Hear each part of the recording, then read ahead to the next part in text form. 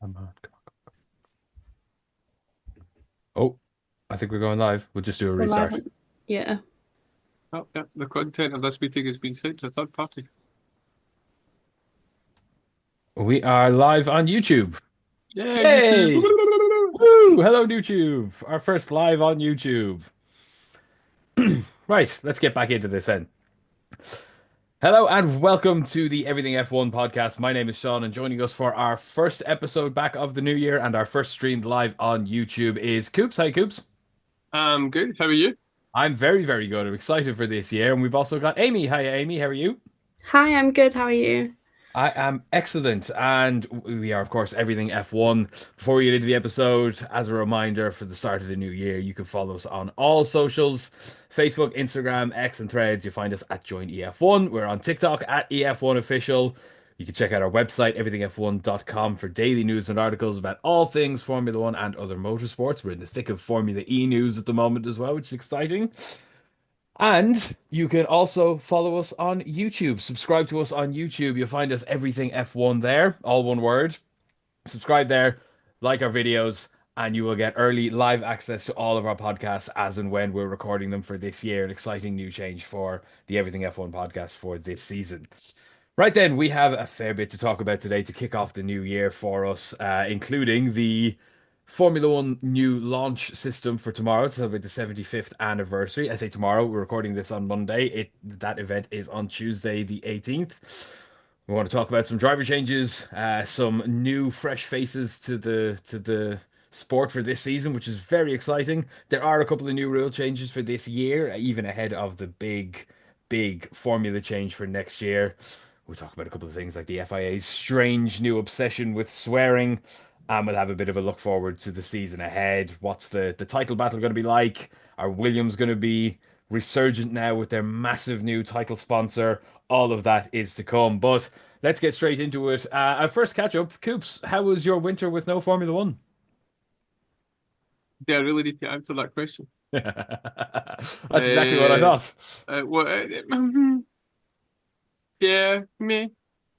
And it was Me? like we discussed before we started recording. It was a bit it's strange this year because we have the liveries coming out and they're usually scheduled, and that kind of helps us. We can get kind of helps us kickstart ourselves. We've got something to discuss. We've got a bit of news coming.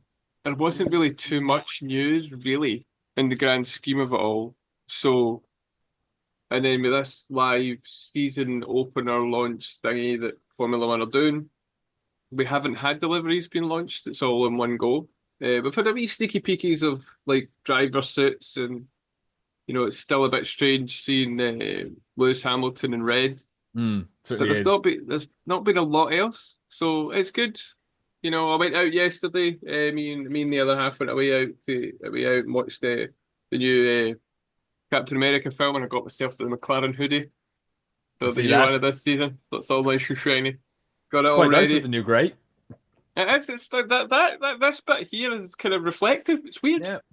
It's not blue at all. Although it does have a big MasterCard sponsor slap bang in the middle of it at the back. And yeah, for anyone who's asking, Formula One merch is still expensive, and this is creeping up. So Yes. it wasn't cheap, but so yeah, Amy, I'm getting ready for it. So it's good. happy days. Amy, how was your off season? I was just dying to get back into Formula One. I love most of the sports. I'm quite a sporty person. The Six Nations are on right now, which is what's kind of been keeping me going. But I just need cars going around on the track right now. That would be ideal. And I'm just so excited for the new season as well because I feel like there's been a lot of changes. Like in the last few years, I don't think we've had this many changes in a while. Mm. So it's actually quite interesting and to seeing whether I love the changes or if I hate them. It's just going to be interesting. Yes, I agree. It's going to be very interesting. I too am, tiding myself over with Six Nations at the time. I might be enjoying it a little bit more than you, I dare say, at the moment. Just a little bit. I think we're just going Like, to forget about Welsh Rugby Union for the. yeah, Yeah. it looks like a lot of people already have, unfortunately. So have the Welsh players, to be honest. Yeah, and Yeah. the Welsh manager and Mm. poor Wales. Oh, is he? I got one. Is he away again? Is he off again? He's Is he? been sacked. He's Gonzo. Oh Um, dear. I would say I promise we'll go easy on you this week, but we won't. So, let's move on quickly to Formula One. You don't need to Um, go easy anyway. It's fine. it'll already be too easy, I think. Yes, so F1 celebrating its 75th anniversary this year, which is very, very exciting. I know I'm looking forward to this year. Last time there was a big year to celebrate for Formula One, it was the 70th anniversary, and it was smack bang in the middle of COVID when the season almost didn't happen in the first place. So I think they're going above and beyond with the pomp and circumstance for this year, and rightly so. 75th anniversary is a big event, and I have to say right off the bat, I'm very excited that this is the year I'm going to Monza for the first time. So I feel like I've picked a good year to be going to Monza. The countdown's going to take forever, but we're looking forward to it. So to celebrate the launch of the 75th anniversary of the Formula One season, there is a change in how the cars are launched, as Coops touched on then. Instead of each of the teams having their own launch or non-launch, or in the case of some people, putting pictures up on Instagram and calling it a launch, there is a joint launch in the O2 Arena in London, I believe. Yep, the O2 Arena in London. All 10 teams, all 20 drivers will be coming along, and by rule, they all have to reveal their official 2025 liveries at this event. So anything you've seen so far is not the official livery. It's a bit of a weird one, but Coops, what are you most looking forward to about this big 75th anniversary launch of Formula One? I think it would be the official start of the season. The event itself, I'm not quite sure how that's going to work. I think every team has, what, 7 minutes or something, I think they're Something like saying, that, seven, yeah. 8 minutes. For anyone who doesn't know, this is not a car launch. This is a livery launch, a season opener. They've made it pretty clear, Formula One. I don't think they've intentionally tried to deceive anyone and say this is a car launch. Put it into perspective, Stake are auctioning off the car that will be on stage, like the full car. Because there's no way logistically that you'd be able to have the car launches and then they're going to do their shakedowns and get it over to is it Bahrain. Bahrain. Testing, yeah. So yeah, a lot of the teams are doing bespoke liveries so they can get the car out. McLaren have done one. I think there's pictures of a Haas on track. Williams have done one. They were the first. So yeah, and then the other teams you'll see over in Bahrain. I think it'll be interesting to see how this will work, and maybe Formula One are looking to see if this is something that they could maybe do as a regular thing. As a one-off, I think it's fine. 75 years, hire out the O2, let's have a bit of fun with it, a wee bit of pomp and circumstance, as you said. But I'm a wee bit undecided of how it's going to look. For anyone who doesn't know, it's live from 8 o'clock UK time. I think it's a couple of hours altogether. I've not checked. I'm assuming it's going to be on socials for us to watch. It will but I be don't know live when it is. on social media, F1 social media channels, including YouTube. That's Oh, probably good. the easiest place to watch it. What we'll do then is we will probably share the link onto our socials. There Get everyone ready to watch it, and I might not be doing much tomorrow night, so maybe do a wee watch along, or tweet it out as they come out. Get some stuff online for everyone to see who can't see it. I mean, I'm really looking forward to see what the Red Bull will look like in the Ferrari. I'm sure they're going to come out with some innovative liveries like they've done over the last few years. Well, there's rumors that they're bringing back the a twinge of the dark red from the 70th anniversary Burgundy Ferrari from Mugello in 2020, which is arguably the best looking Ferrari in history. So we can keep our Well, fingers crossed for that. the thing about Ferrari and talk about liveries is their race suits tend to really mirror the liveries, unlike some other teams. And I've noticed that the new suits, which I'm going to get a wee post on our social media of what's been released so far, but there's no yellow. It's a white stripe with the red, which I think they're linking into the HP title sponsorship, because that came in kind of halfway through last season.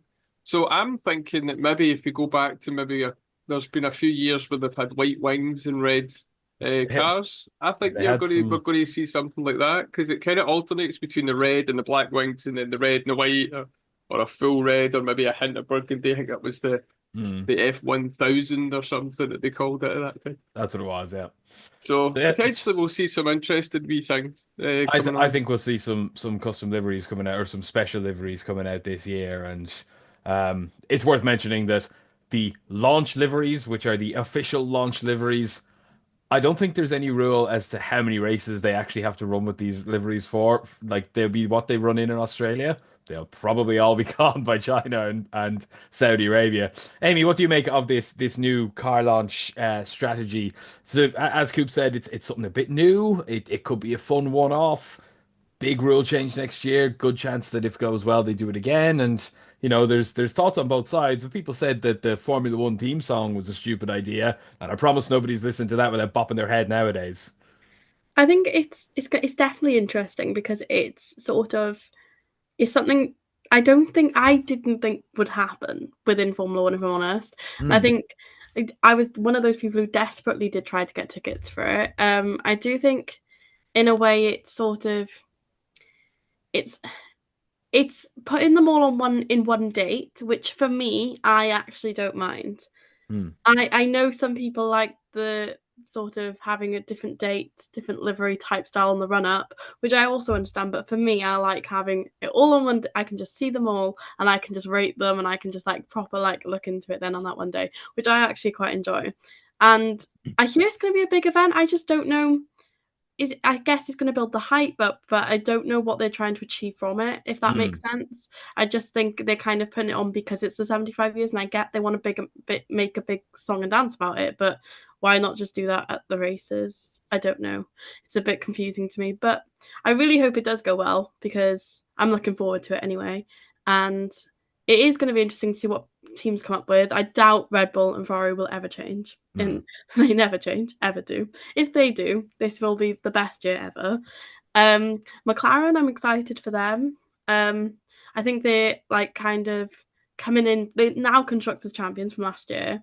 They've got a lot to live up to this year, and I'm praying they can come away with both trophies as well. So Yep, you, me, and I dare say Coops and his nice big orange jumper there would all be in agreement for that one. Uh, that's fingers crossed. They'll presumably get top billing for tomorrow night, being because I assume they're going to reel them all. I haven't actually seen the schedule, but I'm going to assume they're going to reel them out in reverse championship order from last year. That would make the most Yeah. sense, wouldn't it? Well, yeah. Plus, but I mean, don't forget Ferrari and Hamilton. That's a big thing. So will they skirt the championship order to let him come out and give him his moment? That's Mm. going to set social media like that be quite divisive if that happens. As much as it is a big deal, is it really that much to go in there? I mean, the fairest thing would be to do it in reverse championship order. You go from stake and then just boom To it McLaren. straight up to McLaren. Uh, McLaren, I think if it was like a solely Italian or solely British event, there'd be nothing else to talk about other than Lewis Hamilton wearing red overalls. I think the fact that it's supposed to be a fully global event, they can't be that biased towards one team and one driver. It doesn't matter if it's Lewis Hamilton and Ferrari. yeah, So we'll confirm the schedule as soon as we see it, which will probably be on the day. But yeah, that's probably what makes the most sense to me. Anyway, speaking of what more we'll see at this event tomorrow, we're going to see a lot of new faces because despite last year being the first time in Formula One history that there was no driver lineups between seasons. Mad to think that was a year ago already. This year, there's a lot of changes between seasons. We have 6 new drivers on the field this year, all rookies. We've got Gabriel Bortoleto, the reigning Formula 2 champion, who was excellent in Formula 2 last year. Let's be honest, consistency is what won him that. Isaac Hadjar, his runner-up in Formula 2. It was good to see that proper progression from Formula 2 to Formula 1 for the first time in a long time. You see the champion step up and his compatriot's second place in Formula 2 step up exactly as a feeder series should be. That's good to see. We've got Ollie Behrman, who's technically not a rookie, but technically still, but he's done 3 races. So he's a rookie in terms of it's his first full season. Liam Lawson, same story. He's definitely not a rookie in terms of experience, but it's his first full season. He had a quote today saying, I'm nervous for the start because I've never done a start of a season. I've only finished one. We've got Kimi Antonelli replacing Lewis Hamilton, stepping into the biggest shoes in Formula One in the Mercedes. And we've got Jack Doohan with potentially the most pressure on him because technically there's a 7th driver with Franco Colapinto literally bashing the doors in at Alpine. So, Amy, rookies for this year. I love seeing new people on the grid. First one that comes to mind, who are you most excited for this season? Bortoletto. Absolutely loved him in Formula 2. Him and Hadjar, to be fair, I think they both had an incredible season. I just don't know whether they'll do the jump to F1. I think Bortoletto will. It's my faith in Hadjar, but I think it's more less the faith in Hadjar, but more the faith in AlphaTauri or RB, Visa, Cash App, whatever we want to call them now. But yeah, so it's more of my faith in that team rather than him. I'm really excited for Kimi. I think it's fresh. It's something I think Mercedes needs. Is a fresh set of eyes, someone young, someone eager to get behind that wheel in the car, which they've never had before in their entire existence in Formula One. They've never had like their youngest driver was probably George Russell, and he was what 24 when he stepped up into that car. He certainly wasn't a rookie. That's why I think it will really help them. I think they're kind of in a rut at the minute that they need to get out of. And 2025 is kind of the year to experiment. It's everyone's year to experiment in a way because it's the year before all the rules change. And I think that's important. I think they need to start working out where they're going to go, who they need behind the wheel. And if I'm honest, loads of people are saying Kimi is replacing Lewis, when in reality, in my opinion, George is replacing Lewis, Kimi's replacing George. That's how I'm looking at it. And I think other people should maybe look at it that way because he's not going to come in and just be as good as a 7-time world champion. We can't expect that of someone either. So, but I am really excited because he's young, he's new, he's fresh. Again, it's just more pressure-wise, but I think because there's so many rookies in like this year, I actually don't think the pressure will get to them that much because they're kind of a lot of the grid is in the same boat, which they've not really had before. Like they can't really use the excuse, "Oh, I'm a rookie" type thing, and we can't really say, "Oh, they're a rookie, it's okay." Like they can, and yeah, they can still do that, but there's 6 of them on the grid at one. Like they're gonna, I guess it's a time where they can kind of just show them what they got, and they're fighting for seats because none of them are guaranteed. Like you said, you've got Colapinto absolutely begging for a seat, so none of them should consider their seat safe. But I do think it's going to be an interesting season. I'm really excited to see new talent on the grids. Yep, I agree. I think that's a really, really interesting point you made there about Kimi. In that, yeah, you're absolutely right. George is replacing Lewis in that number 1 car, and Kimi is replacing George. And not to say that's not a high bar, because let's be fair, George has been excellent in Mercedes. I know he has some haters for whatever reason, but I think he's been excellent. And I saw the graph of their time together, comparison of the 3 seasons, points scored. Lewis outscored George by I think 4.5 points over the course of their 3 seasons. But that bears in mind that there is a 50-ish point swing in favor of Lewis from Spa last year. George lost 25 points and Lewis gained them. So actually, if you take that into account for something there was nothing to do with him that he lost that race, George actually relatively comfortably beat Lewis over those 3 years. So it's still big shoes to fill, not 7-time world champion, but I think that's a really good idea to kind of shift the mindset and take a little bit of pressure off Kimi. Coops, who are you most looking forward to out of the class of 25 as they'll come to be known? Oh, you muted. That was a rookie mistake there, wasn't it? That was a bit, yeah. You'll get back into it. It's okay. It's been a while. It's been a while. Yeah. I forgot. So yeah, I'm kind of interested to see how they all do. I think the one that most people will be interested to watch is Antonelli, because Mercedes have put so much into this.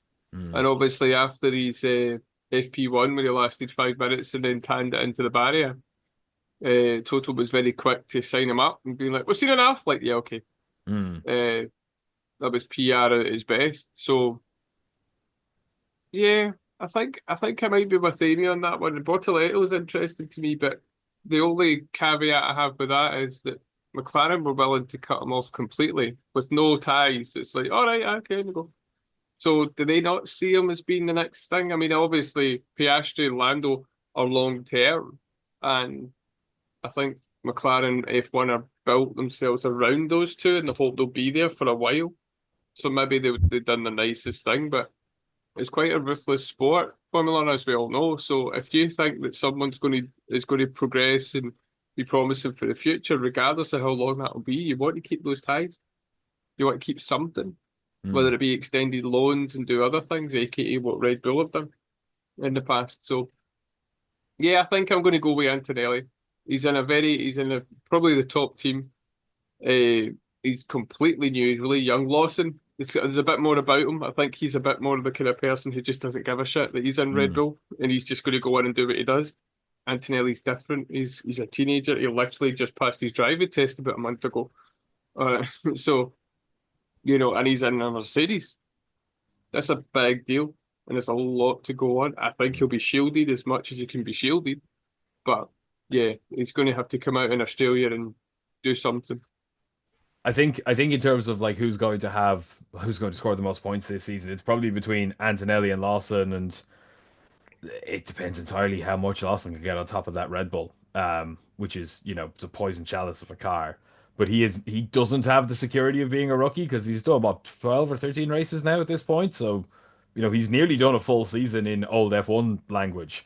So he doesn't have that backing him at all. So that's going to be interesting. I'm personally most excited for Bortoleto. I saw him a couple times last year. I ended up sitting beside him at a restaurant in Qatar for lunch that weekend, and he lovely, said hi to us, took a picture with us, lovely guy, cool as a cucumber. I'd say he probably already had his plan for 24 announced, scheduled and signed on for that for by that point, although he was proudly strutting around in his bright orange gear for McLaren.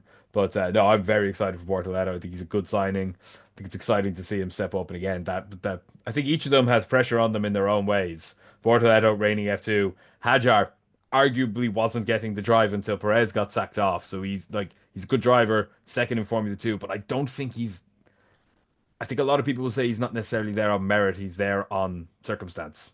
Mhm. Harsh as that may be. Behrman, we've already seen what he can do. Exciting to see him in a full season in a pretty decent Haas car. Lawson, we know the pressure is going to be on him. Antonelli. And then the big one is Jack Doohan. Is he even going to make it to the summer break? I don't want to curse his career or anything like that. I think Jack Doohan is a perfectly good driver. He was good in his junior career. He's bided his time as a third driver and a replacement driver for all that time, but I just don't think he's got the spark that Colapinto has. And you know, Amy, what do you think about this? Is that Flavio Briatore doesn't do anything by accident, does he? No. It's actually, it's a hard one because I actually really wanted Duran to have a seat. I did until I saw Colapinto. Mm, It was kind of like, in another world, maybe he would be a really good F1 driver and I'll have it. Because I do personally think he's a really good driver. And I think if he entered Formula One earlier, he'd have a seat. And again, that's not his fault. That's just how it is in Formula One. But then again, people are writing him off already, which is mhm. understandable in a way because Colapinto really did show everyone what he could do last year, and now he's the one without a seat, with teams picking other people who he's probably a bit jealous of right now, to be honest, because he's done his stint in Formula One. He knows if you leave Formula One, it's hard to go back. So he's going to be dying for that seat at Alpine, and I just don't think Duhan will fight as much as Colapinto will. Mm. And that's my concern. But I do think Duhan is a great driver, and I am excited to see what he can do. But I do not think his stint will be long. No, neither do I. Unfortunately for doing, he waits all that time, and then I'd say he walking around the Alpine factory seeing Flavio Briatore every day is probably like walking into a nightmare every day for him, the poor kid, because Briatore takes no prisoners, nor should he. Formula One is a cutthroat sport. Everybody's aware of that. And Flavio Briatore has some serious success and controversy to his name, but he doesn't do anything by mistake. And he didn't spend a lot of money to get Colapinto out of his Williams contract to just be a reserve driver for this season. So that's going to be interesting. Following on from rookies, and actually something that is important for this year, especially for those teams with real rookies, is a couple of rule changes for this season. I know we've got the big technical and aero rules changes for next year, but there have been a couple of tweaks to the actual rules and regulations for this season. The the biggest of which arguably is that there's no longer a point for fastest lap. So quick one on that, good or bad thing? 100% good thing. Good thing. It was pointless, Uh-huh. literally. I think Didn't I even think it can make it interesting though. If a championship came down to 1 point and that 1 point was won by a fastest lap, Mm. that's quite funny to be honest. That would be my gripe with it was always I like the idea of it. but rewarding it only to the top 10, I never liked. It's completely pointless to me. The Yes, I idea get of that. the I idea of introducing this opportunity to race at the end of the race for an actual world championship point. If it was open to all drivers in all positions, then okay, you'd see more of a Formula A and Formula B split. So what? How much more exciting would it be to see Hulkenberg, Magnussen, and Perez in 12th place bolt on a pair of softs for the last 5 laps and go hell for leather? You'd see some more incidents, you'd see some more feck ups, you'd see some more cars in the gravel, you'd see a bit more. They have something to fight for. But I think that was never going to happen in the same way that like reverse grid sprints are never going to happen. So, yeah, so that's being done away with. The other big thing for this year is the free practice rule. So the past couple of seasons, we've had a rule where each team, each driver has to give up their car essentially for 2 free practice 1 sessions every season. It's up to them when they do it. A lot of them save the second one for Abu Dhabi and use it as a young driver test. I think partially to get around that, F1 have increased the number this year. So each driver has to now give up their car 4 times per season, which is a good thing to allow for a bit more development of junior drivers. But interestingly, for this season anyway, a few of those teams will get to skirt that regulation with some of their cars because the rule only applies to drivers who, as far as I'm aware, and correct me if I'm wrong, Coops, you probably know the rule a bit better than me, but as far as I'm aware, it's drivers who have done less than who have entered less than 3 Grand Prix, Yes. which means Behrman does not apply to this rule. He has to give up his car 4 times this year. But Bortoleto, Hadjar, Antonelli, and Doohan all count as their own rookie drivers for this year. So it's Fair 3. enough. So they'll each only have to give up their car once. Their first 3 free practice sessions and the first 3 race weekends of the season count as a young driver free practice session for that car, which is Oh, there you interesting. go. So those 4 teams get around that rule for a huge chunk of the season. But aside from that, what do we think of that rule? That additional allowance for young drivers. Coops, what do you think of it? Well, the Formula One need to do what they can because it's becoming increasingly obvious that drivers aren't leaving as regularly as they usually are. Now, start of last season, there wasn't a rookie championship because there was no driver movements for a Travel. whole year. Mm. Never seen it in my life. And I've watched Formula One for a long time. There's usually one at least. I mean, It's the and we've first time got it's the first time it had ever happened that there was it's well, there no you go. there was no change between seasons ever in Uh, 74 years. so there you go. That's why I've never seen it. So, and then teams are signing drivers up for longer term. Lando Norris is 26, he's 28. I think Verstappen is 2028. He could leave beforehand, but, Mm. Technically going by contract length, they're there for a long time. So you kind of got to give them something in the hope that something will happen or the hope that you join a team that Briatore runs because, he'll sack a driver and put you in. There only is one Flavio Briatore, so anything to get rookies an opportunity on track is good in my eyes. Mm. It still doesn't solve the issue with your F2 driver, the F2 champion not being able to compete in F2, but then there isn't a seat. And that's a reoccurring theme over the past number of years that they just don't get a seat or they have to take a break like Piastri actually had to do. And, he Mm. was an F3 champion, F2 champion, and then got to F1 and they went, nah. Yep. So it's, I yeah. wonder, has this sort of potentially come about not because of Colton Herta, but almost as like a response to how that whole saga unfolded? That he had a drive, he didn't have a drive, he had a drive, he didn't have a drive because he didn't have enough super license points. And the easiest way to gain super license points if you're not in a direct FIA feeder series is to do 100 kilometers in free practice sessions in Formula One over 3 years. So, Amy, if they have a young driver who is, for example, McLaren have what's his name, Taylor Barnard, who's dominant, really good, have a great season in Formula E so far, double podium last weekend.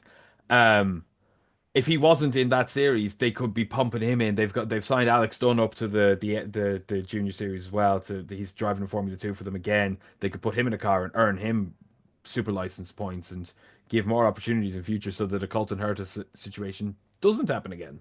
Hopefully, I like it because I do genuinely think that they need more of a chance. I feel like a lot of teams, and this is going to hurt in a way because I get why people love older drivers. Like you kind of latch on to a driver as a fan. Like I was really hurt when Seb left. I'm going to be really hurt when Alonso leaves. Like that you do latch on to drivers, but in a way, they should be in a way shimmied out. You like if their time is done, it's done, and I feel like sometimes they're just hanging on to it, and teams are hanging on to it because they know it's a safe bet. They're not. I don't think in the last few years teams have been willing to take risks, and I think that's more of the issue. I think now with these practice sessions, they get to see the risks more, so it's less of a risk for them to take if they want to take on a new driver. But I do think there needs to be more of a revolving door within F1 because there are certain drivers I do believe in F1 that maybe shouldn't be there anymore, and I think their time is done, or I think they just don't have. I think there are people who suit that seat better than them, and I think they should leave. But they should be. I don't know why. I think the teams just don't want to because it's safe, and they know that this driver can easily get maybe into the top 10 like every so often, so that's fine. That's a few points bagged. Whereas I feel like they need to take on the younger drivers, that's why I was excited about the rookies. It's just with the practice session. So if the rookie drivers, which take up 6 on the grids, that's a lot of hours and not necessarily abiding by the rule that they've put in. So maybe that's like clarification from F1, like what will have to happen there, because that is quite a lot of hours for some young drivers who maybe want to come and give it a go, or drivers from other series. Like I think they need to think about it more. I like the rule, but I think they just need more clarification on it, and I think they need to kind of sort that out their side. Yeah, I think it's interesting they introduced a new rule that already has a gaping loophole in it. Now, the cynics among you might say that, well, that'll encourage more teams to put more rookies in the car every year, and maybe we'll just see a constant churn of first-year rookies. I doubt it, but it is interesting, and I'm sure that they'll tighten up that rule next. I mean, it's as simple as putting a line in, cannot be a full-time Formula One driver. Because no matter how many races you've done, if you have a full-time seat contract, then you don't qualify. At the moment, that's not the case. Again, they could change that between now and the start of the season, but as of right now, they haven't. But yeah, it's interesting. So rookies, lots of rookies. Additional free practice sessions for rookies. Interestingly, it's the most amount of rookies on a Formula One grid since 2010. So back then we had 1, 2, 3, 4, 5. We had Karun Chandok, Lucas di Grassi, Nico Hulkenberg, technically, Vitaly Petrov, and Bruno Senna were all rookies in 2010. But it's worth noting that there were 3 new teams that year. So it's sort of beyond that. I haven't been able to find, other than that year, when was the last time we had 6 rookies in a season, with no new teams or anything like that added. So if you know the answer, wherever you're listening, you might comment and let us know that one. I'm sure somebody knows the answer to that one. We might get onto the stat man and see if he knows it off the top of his head as well.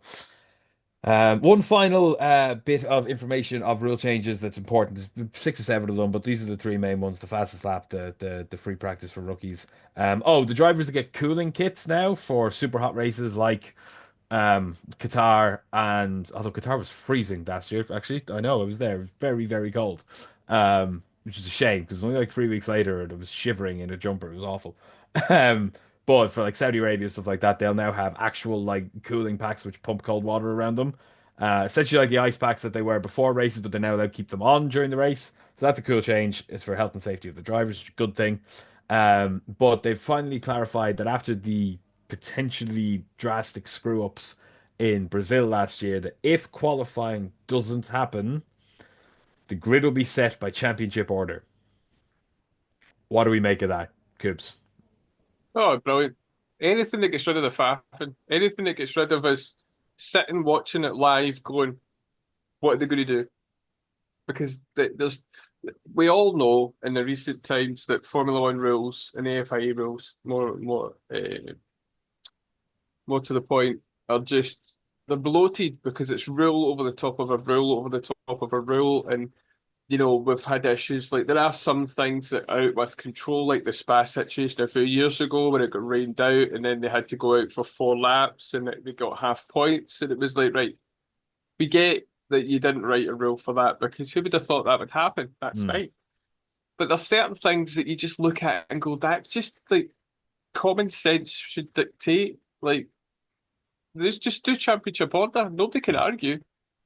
You can't, there's no like, oh, well, like the problem you have with free practice sessions is not everyone's running the same thing. Not Some people competitive. on, yeah, FP2, like Mercedes could be doing the long runs, whereas Williams could be doing their, not Williams, like Red Bull could be running their fast lap paces, their shorter stints. So everything's skewed, doesn't work through it, free Mm. practice sessions.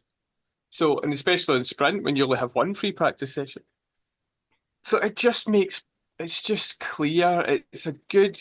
This is the rule. It's the same like I just touched on with the SPA situation. They came out with a very clear situation. They went, if it's only this percentage, you get this. If it's this percentage, you get this. If you get this percentage, it's this. Unfortunately, everybody forgot it. Japan, except Formula One, and that's when Verstappen got his points because everyone forgot the rule. But it made it clear. You Mm. just need to remember it. And I like it because there's no faff anymore. It's just right. Qualifying's rained off. Tomorrow, you're starting for what your championship order is. Boom, done. Well, it's a good point you raised about Spa because that was something that hadn't ever happened before, that drastically. And they were in that situation of we have to do something, and they wrote the rule. But I don't remember qualifying ever not happening. But it's come really damn close before, almost always in Japan with all their typhoon weather, and they had typhoon tires at one point. Um, so it's good that they've finally got around to this, but it's not something that couldn't be foreseen, Amy. And it's another one of these things. It's like you walk past a bar and it says absolutely no surfboards in this bar. You think, why? What happened? Who brought a surfboard into the bar and broke everything? Those sorts of things only exist because something stupid happened that you couldn't ever foresee. But qualifying not happening in a country where it rains all the damn time, where the race is during the rainy season, it's pretty easy to predict. So why did it take them so long to just write this simple rule? Because Gibbs is right, it's an easy solution. Some people are going to complain about, oh, well, that's not fair because, oh, Max will just be on pole. But an answer is an answer, isn't it? I like the fact that there's an answer. I like the fact that there's clarity because a lot of the time I feel like fans just get annoyed at the fact that there's not clarity, because there never really is. And it's Mm. is good that they're seeing that they're trying to clarify that before the season even starts, which Yeah. I appreciate. But I'm not a huge fan. I do think it's there, but it's sort of some people have really bad like races on certain tracks, and so I just sometimes I like the excitement of oh my gosh, we've got a Williams on pole, or like K-Mag when he went on pole that one. Like, do you know, it's like I love that excitement, but Mm. behind someone bizarre that you wouldn't have expected, that you wouldn't have put a bet on to go on pole. I Mm. like that, but then I do guess safety. They're gonna have to call off qualifying, and then they'll have to have something in place. And if this is what it is, this is what it is. At least we have clarity of what it is before Mm. we go to a race, and then everyone's a bit like, oh my gosh, what's happened? Like it's just a bit chaotic. Then it's nice to know in advance. Yeah, I agree with your point, and it's a good point because obviously certain tracks, certain cars, and certain drivers, and this isn't going to be a problem everywhere, obviously. But I mean, we have freak rain. So it rained in Singapore years. It rains in Singapore all the time. When I was there in Singapore, it rained just before the race, so it can happen all the time.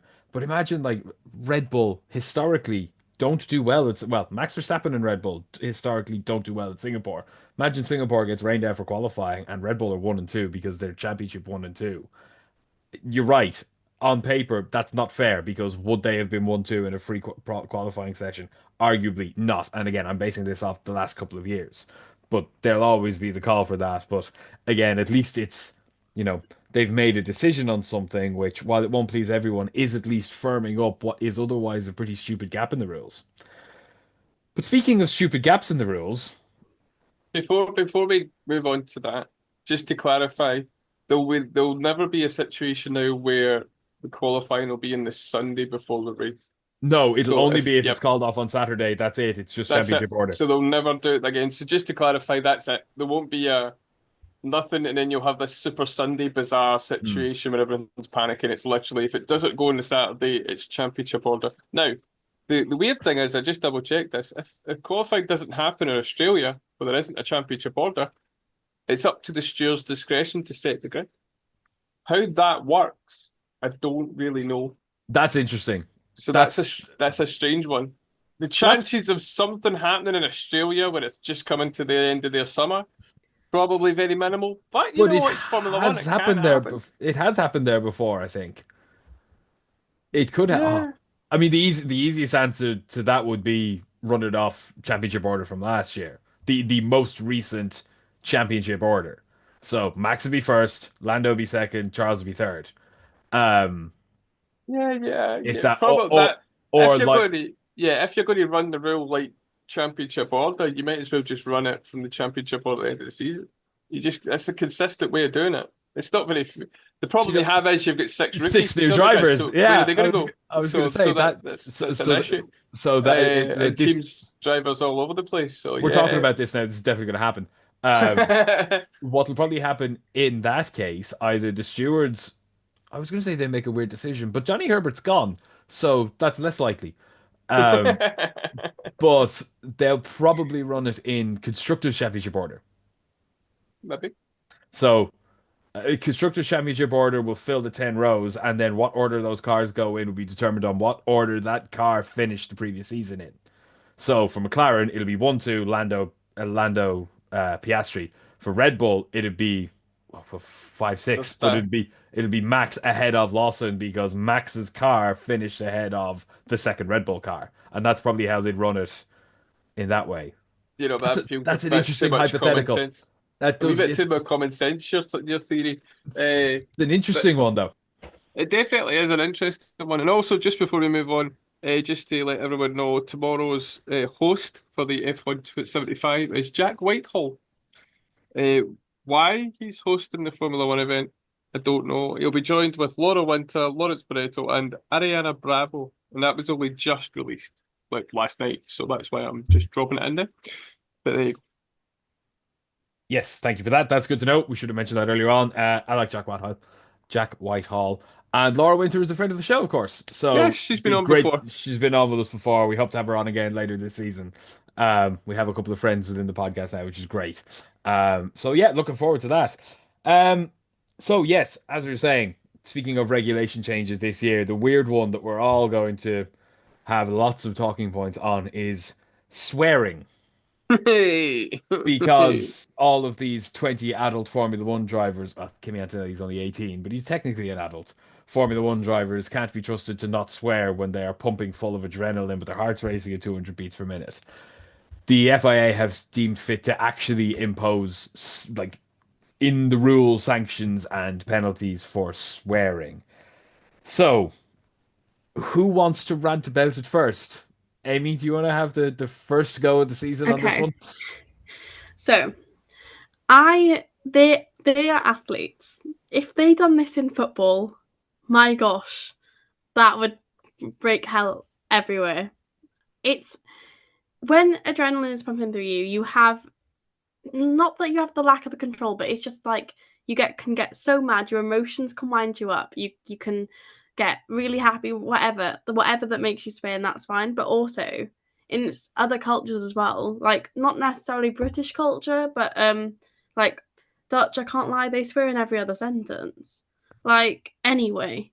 I'm So Irish. I have to clean up my act for this podcast every week, and it's really difficult. so it's like culturally, like some do swear more than others anyway, and in a way that's just their living of life, which is just how it is.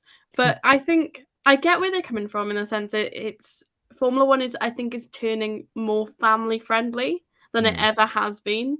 And that's someone who grew up watching Formula One, but I can't lie. I grew up watching Formula One and the swear words didn't even like it just went over my head. As a kid, it just went over my head. And they do like use the asterisks on the swear words if they are on the radios and stuff, like, or if they're on like subtitles on the shows and things, they are asterisk. So you're not really seeing them, you're just hearing them, which I can understand people may have a problem, but also you're watching Formula One. It's a sport where it can get really competitive. Mm. People are gonna have disputes. People are gonna have that, oh my gosh, I can't. They're not gonna come off and be like, oh well, I didn't win. Like that's not what they're gonna do. they're going to be a bit angry, and they might even be angry at people. But I don't think they should get a fine for swearing. I Mm, understand in the sense press conferences, it's a professional matter, mm. but also arguably the best journalism is when an athlete is being emotional and 100% themselves, and if that is them showing us how they care about the sport, how they want to say how they like that race or didn't like that race, then so be it. Yeah, I think you've hit the nail on the head on both points there. Like they're at, like if you mic'd up, and this has been the comment for the past couple of months of if you put a mic on every single football player, football would be off the air instantly. Same with rugby, and rugby you can hear because the referee has a mic and you can hear it through the ref all the damn time. Rugby players have foul mouths because it's their job to literally get onto a pitch and beat the crap out of each other. It's like boxing in football boots in terms of how aggressive it is. And obviously, they need to get riled up and pumped up, and swearing is a natural part of that. Same on Formula One. And you're right, like the radio messages, like even Mohammed Ben Sulayem is saying we might just stop airing radio messages. Excuse my French, bullshit. Forget that. It's ridiculous. Like you said, they already bleep it all out anyway. The only actual versions that aren't bleeped out go on Netflix, which has an age rating on it anyway. And if you're going to let your children watch that, that's on you, not the driver, and not Mohammed Ben Sulayem. It's not his job to tell you to not let your kids listen to swearing. F1 already has this new kids stream where they put almost no radio messages up. And surely the easy answer is, oh, that one has swearing in it. Don't air it on the kids stream at all. And then, yeah, I completely agree with you. Press conferences, different matter entirely. They're usually calmed down by that point. And in the heat of the moment, you'd say, oh, that was effing ridiculous or whatever like that. Again, I think that's okay. You don't have kids watching press conferences. Where I will agree it becomes an issue is if, say, we're just going to pick on him, Max says, you F off, I'm not answering that effing question, you effing idiot. That's taking you way too far. That I completely understand. By all means, smack a fine on him for that. Don't fine him for swearing in the car. It's ridiculous. Coops, as a proud Scotsman, and swearing is literally your entire language. How do you feel about this one? It's a fucking joke. There we go. YouTube. 100%. Yeah. Woo! That'll get bleeped out if we Yeah, want well. that. Yes, it's a joke. I don't. This to me has been so I am basically trying to say I'm the big man. I'm going to control you. Uh, for anyone who wants context, go and Google Sebastian Vettel defending Lewis Hamilton at a press conference for a pretty decent answer about it, because pretty much what Amy said was the analogy that was used. It was a Dutch reporter that asked Lewis Hamilton, why did you call Verstappen an asshole or something during the race? A bit ridiculous or something. He was using it in a negative sense, and Sebastian Vettel jumped in and went, well, would you think in football when someone tackles another one, you're going to jump up and say, oh, yeah, that was a good tackle and be all nice and nice? That's ridiculous. And it is ridiculous. There has to be an understanding that this is a very high pressured, high dangerous, high adrenaline sport. When they're in the car racing at 150 mile an hour, if they swear, they swear. Obviously, if they come out with things that are racial or, hateful, then you have conversations. I think that happened a couple of years ago with Verstappen when he used a particular word that was derogatory, and there was conversations. Different situation. But your general day-to-day swear words under a specific context, fine. Leave it alone. I think there's other areas of Formula One that need dealt with, not that. Yep, I completely agree. This is a weird power trip from him. It's not his first, but it's the weirdest for sure, and it's the one that has the least effect or should have the least effect on Formula One. And the idea that literally the championship could be decided because somebody swears too much in a press conference. It'd be interesting to see the driver, like if the drivers all come out in Australia and effing blind in every single interview, what's he going to do? Ban them all? Of course he's not. He's literally dug that hole for himself. And if they were as petty as he is, they'd do it, no question whatsoever. I know everyone thinks he is. I don't think George Russell, as the head of the GDPA, is going to let them do that. But GPDA, sorry, Grand Prix Drivers Association. But if it gets over the top, if they start like unairing radio messages and stuff like that and getting fines on that, you could guarantee the drivers are going to start effing and blinding left, right, and center. And go, come on, mate, you cancel us all. Let's see you, Oh, because it's like not a hope in hell. yeah, it was like when Lewis Hamilton was told not to wear so much jewelry, but And he he wore basically all his, put all of it in the yeah, next press conference. You're like, which was really? incredible. Seriously, I was just standing there like, yeah, yeah, I would probably do the same, to be Yeah, fair. Um, not been a mention of that since, is there? nope, not at all. I think he was complaining about underwear at one point, then Yep, he jewelry, was. then earrings, and then swearing, and like, you're like, mate, you need people in your circle that want to tell you to rein that in. This is a man who's believing his whole self-importance. He's got an ego bigger than the sport, and he's instead of like, how many times did we hear Jean Todt saying stuff when he was head of the FIA? Now, I mean, he might not have been the best president in the FIA, but Mm. he just quietly got on with the job. You saw him kind of float around the grid doing his bit. Some things would come out, it would come up, oh, he's up for re-election. That was it. But then this guy's coming in and just, you're like, mate, fix the sport. Deal, work together with the sport, like, because the teams can leave and do a breakaway series. It can't be called Formula One, but they can call it something, and everyone would just call it Formula One. It would be de facto Formula One. It would be. You know, Literally all it would need is Ferrari to say let's go, and that's it. It's the end. yeah, The end. And they came damn close before, didn't they? It was 2008, 2007. it was, They yeah, they were all but gone. Like they'd signed on the dotted line. They came within, like it was 10 seconds to doomsday. It was a done deal. So it could happen again. I don't think it will over swearing, but no, it's a slippery slope from here to whatever else he's got cooking in his brain. Um, that is the last big thing to discuss for today. Quick look forward to the season. Obviously, we're getting the livery launches tomorrow. They won't be the cars. You've actually probably seen more of the cars already in their shakedowns than you will at the F1 launch event. McLaren has some interesting new details on it, even though they failed to disguise it under camo. The Williams has Williams very quickly have a massive new sponsor, Atlassian. Atlassian.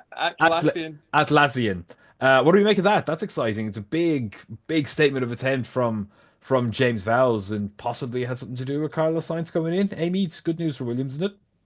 Yeah, I think Williams are growing, and if they want, I really want them to actually be a competitive team this year. And I actually think they will, which is one of my predictions for later. But I do think they will actually do quite well this year, and I think it just enforces that we mean business type style. I think that's what they're trying to get out of their old identity, which I think they kind of need to do in a way at the minute because they went through a blank period. But I think it'll be good for them. I think any sponsors in Formula One is always good for the teams. It means money. It means they can develop their team. Because as much as people hate it, Formula One is a money sport. You need money to arguably get a good car, get buy more things. So it's definitely good for them, and I'm excited to see Williams grow because I want it back to when it was like way before. And hopefully, I love James Wells, and I think this could be a good year for them.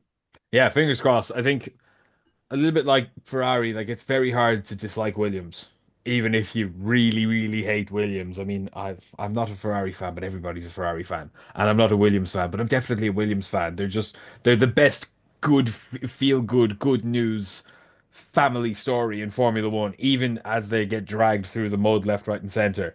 They're very hard to hate, and they have such an incredible history in the sport. So it's good to see them start to get back. I think their driver lineup was very exciting this year. I think getting Carlos Sainz is a huge swoop, and speaks a lot to James Vowles. And I mean, Toto said he's the best one to lead that team, and he learned it all from Toto, who led the most successful team in Formula One history. So I think he's got the right credentials. Coops, who are you most looking forward to watching this year? Oh, I'm looking forward to the championship fight because we've got 4 teams. Well, I was going to say, for that. Are we having a 4-way fight or an Oh, 8-way fight?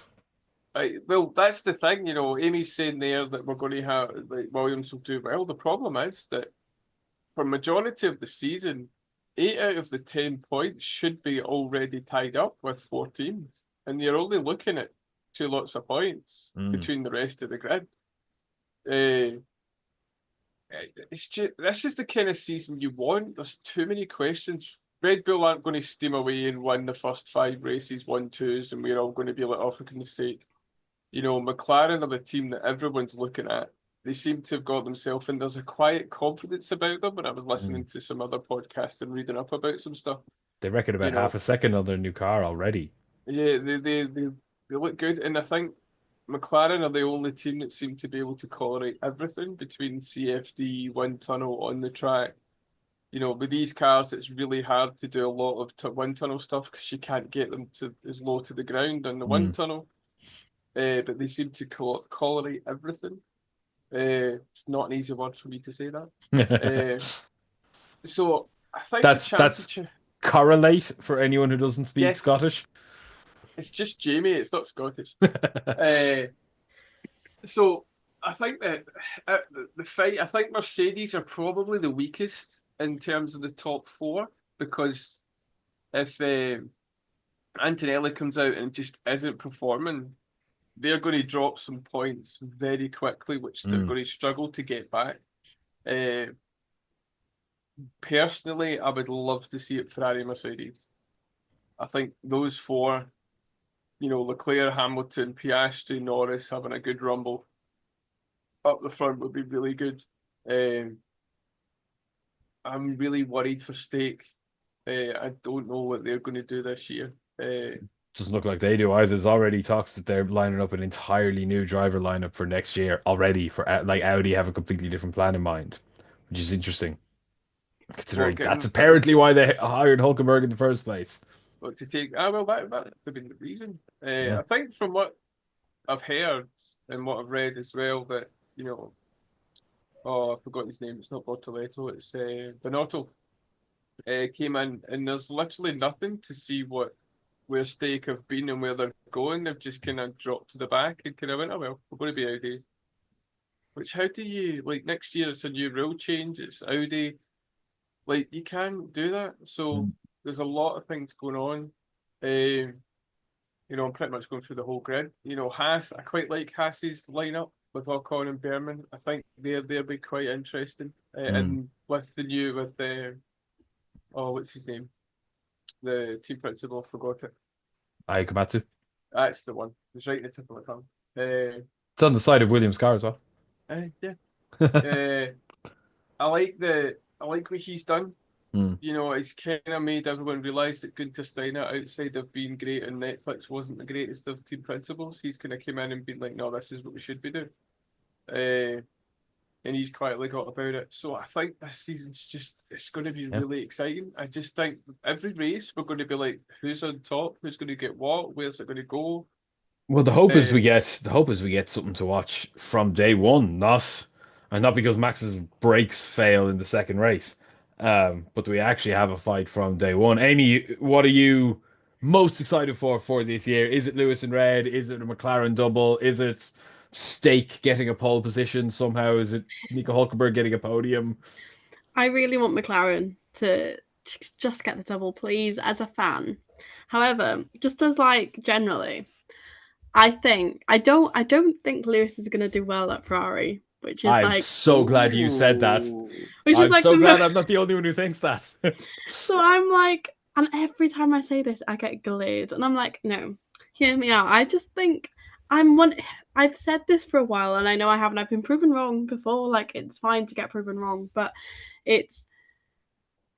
I don't think he's getting old. I don't think he's got it anymore. And I think a move to Ferrari is just him basically right, I get to drive in red for 1 year. And I don't think he's even hoping for a championship out of this. Obviously they all want to win the championship. That's the aim. But I don't think even he wants it that desperate. He just wanted to end in Ferrari, and he has. And I think that's what he's doing. But I just don't think he'll have a good season. I think Ferrari will really try and push, but I think there's going to be a bit of a power battle between Charles Leclerc and Lewis Hamilton anyway, which arguably I'm excited to see because I'm not a huge fan of either driver. I'm not a huge fan of Ferrari, so Not a fan of Charles? Wow. I think Charles is a great driver. I'm just not personally like I don't really care where he places in a Grand Prix, if that makes sense. Like I just if he's out, or it might be a bit of a shock because he's up there as one of the best drivers, but to me he's just not someone I follow generally. But I do like.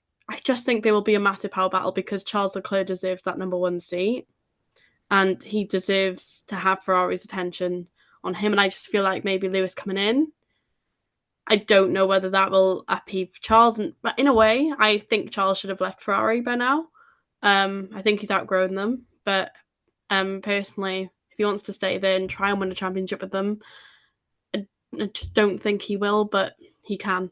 Lewis, though, I just don't think will do well. I think Ferrari's going to have that power battle, and I just think they're not going to get the car right this year because I think they are going to be more focused on the future. And I think Lewis is there to help develop that future car more than develop this coming season's car.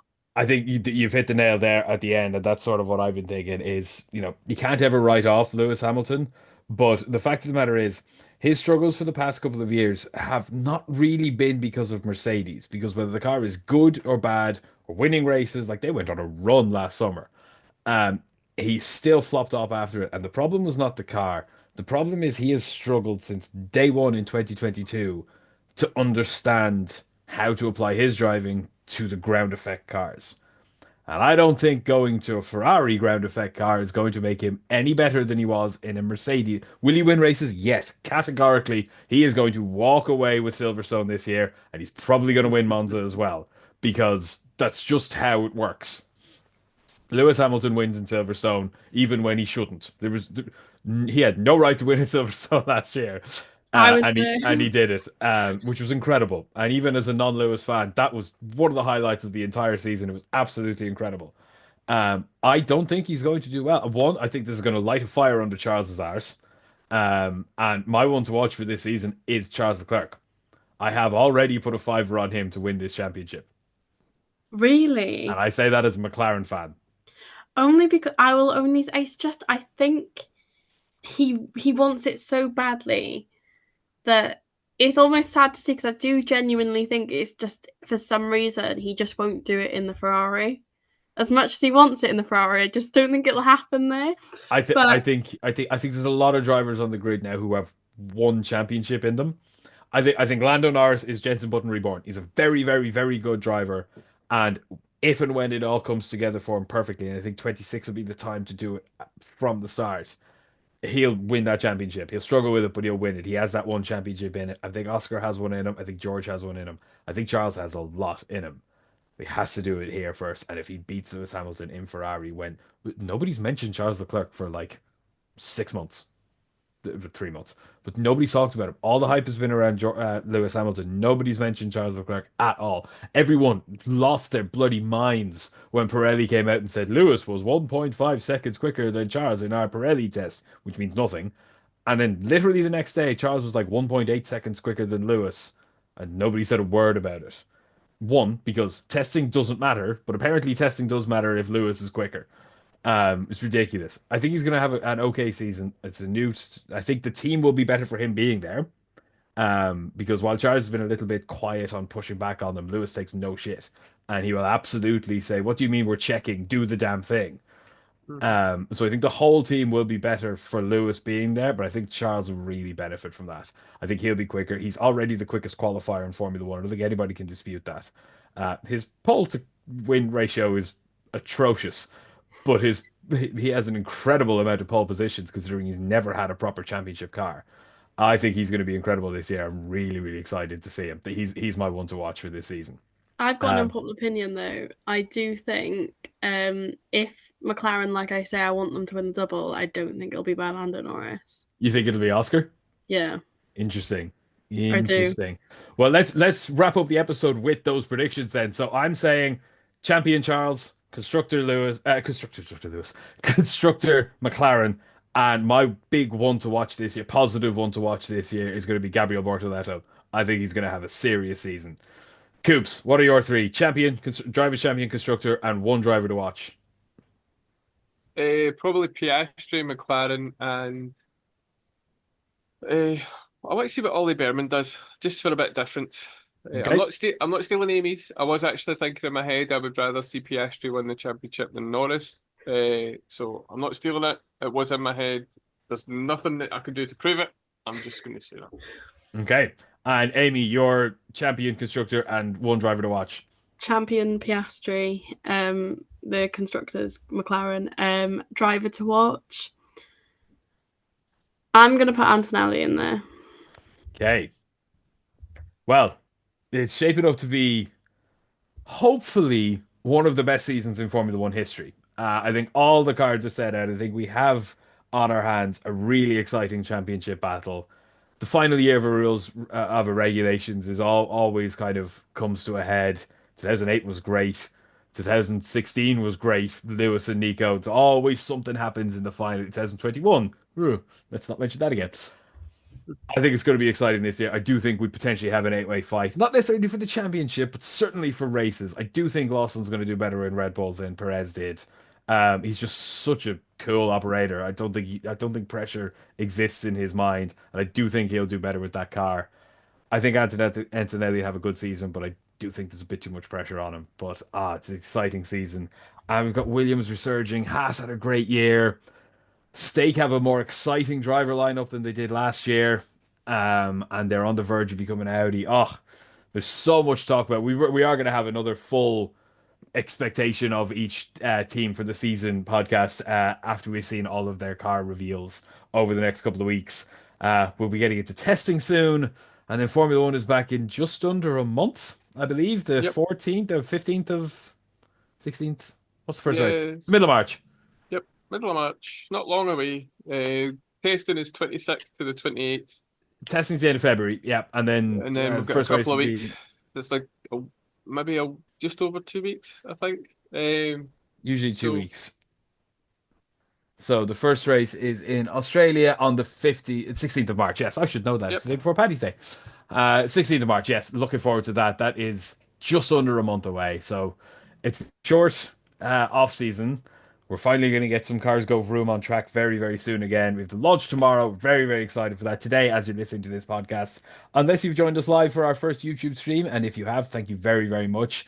Don't forget to subscribe. Even if you're listening on podcast, please head over to our YouTube, Everything F1. You'll find us there and subscribe there where you can see our smiley faces and Coop's lovely new McLaren jumper.